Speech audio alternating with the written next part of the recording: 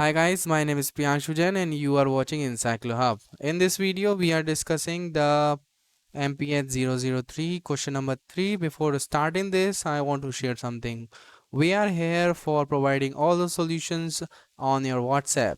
So kindly note this number which is showing on your screen below, which is 900-936-8238, and you can message and call also, and we provide all the solution in a day with very minimum charges.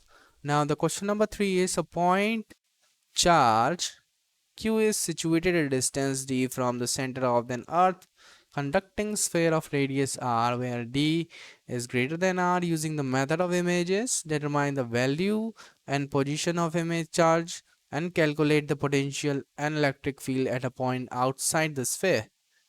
So if you need answer of this all the questions, so you can contact us on our WhatsApp. We provide all the solutions in a day. Thank you so much for watching.